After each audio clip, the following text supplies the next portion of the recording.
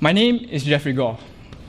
And when I was told I was to be co-valedictorian, I was taken aback, but at the same time welcoming of this new challenge, this new opportunity that had presented itself. But then I realized I had no idea what a valedictorian speech entailed. So I did my research by binge-watching famous commencement speeches. And I was so in awe of the succinct, the piercing insights offered through these speeches. You're not getting that today, I'm afraid. At least not from me. Good evening, everyone. I am Chloe Chee. And let me just start off by saying that I never thought that I would be standing in front of all of you as a co-valedictorian. So this is truly an honor.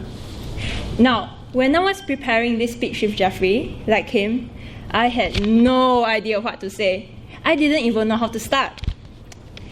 But then, I was suggested that I start by singing a song. Then I knew exactly what to do. I said no. I just wanted to speak. Now, all of this began with my arrival in Perth. And to be honest, it was so surreal, almost like a dream. It didn't feel like I left my homeland of Malaysia to come to a totally foreign place. When I arrived in Perth, I was surrounded by mostly Asian faces, even at my orientation. I was only snapped into reality, realizing that I was actually at Australia when I started my classes and realized that all of my teachers were Caucasian.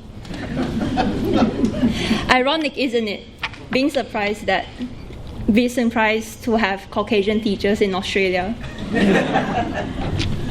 Personally, before I hopped on the Perth-bound plane, I was determined to change, to grow during this year, or else this year would have been pointless.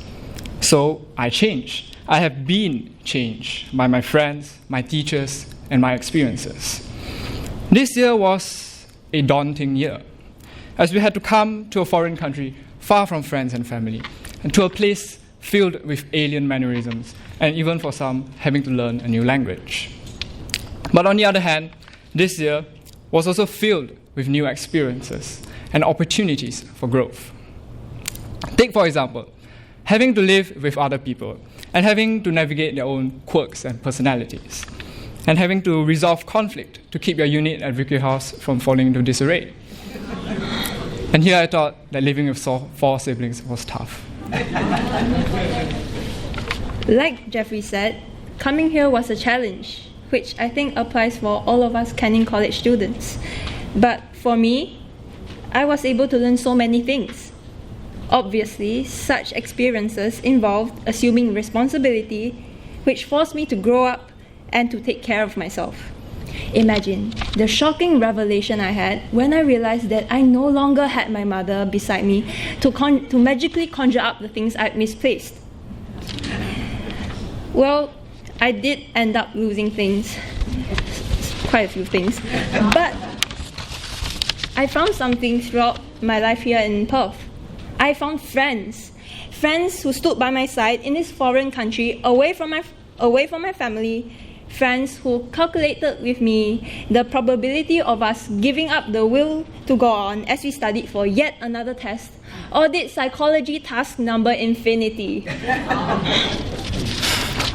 Never would I have thought that my friends and I would be able to laugh and joke around as we spent long hours in the library trying to remember the robust features of the homonyms.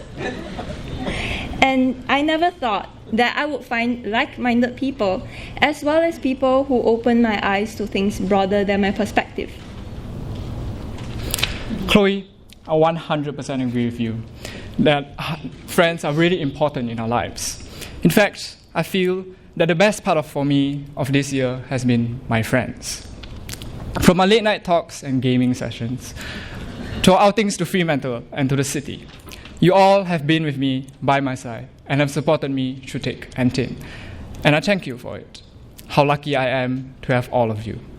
My friends, I am richer for having known you. Of course, other than our friends, how can we forget the teachers? So keen to teach sometimes strict, always caring and friendly. There are, however, exceptions. Take Mr. Simon, for example. He can be sometimes so strange, especially because of his aversion to the color purple. Let me tell you this. On numerous occasions, he has threatened to deduct my marks and kick me out of the human biology class just because of my purple water bottle. Simon, this is for you.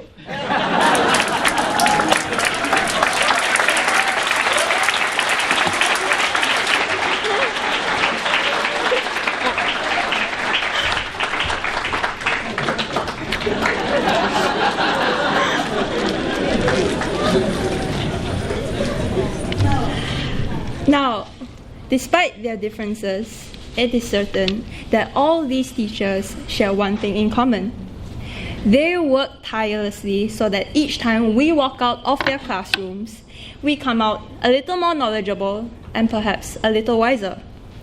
Then, there are the librarians and staff of Canning College who work behind the scenes, from topping up our print balances to checking our APA referencing. They have all played a part in allowing us to have the best educational experience here at Canning College, and for that, we thank them. So let's give a big round of applause for all these teachers, librarians, and staff.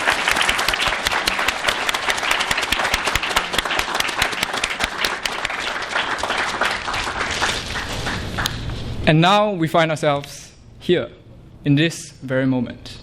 The year is ending.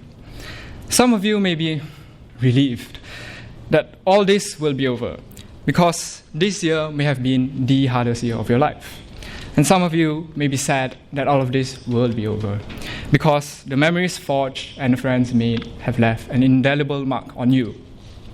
And some of you may value your newfound independence and are rearing to see what the future holds. And some of you may just want to stop time and to turn the clock back to simpler days. But unfortunately, that's not how life works. It's always changing, it's always moving, regardless of whether you like it or not. And yes, sometimes it can be sad, it can be painful, but also it can be happy and surprising. Moving forward, we face, firstly, our final exams in a few days. But after that, we also face the uncertainty of our future. What a delightfully terrifying, yet liberating thought it is. Because we are now free to define ourselves. From now on, we will each pursue our unique life pathways. Want to become a neurosurgeon? Sure, go for it. Want to be a musician? Well, don't let anything stop you. Want to open your own business? Well, go ahead. But remember this. Even though your goal may seem impossible to achieve at this very moment, I implore you to look back and to see how far you've come and to congratulate yourself on it. And then to dare to take the next step, and the next, and the next. And you will eventually find yourself where you want to be. Friends, it's okay to be scared, to be afraid of the future, to not know if what you're doing right now is pertinent to your goals. But just have faith that it will all work out and that you'll be all right.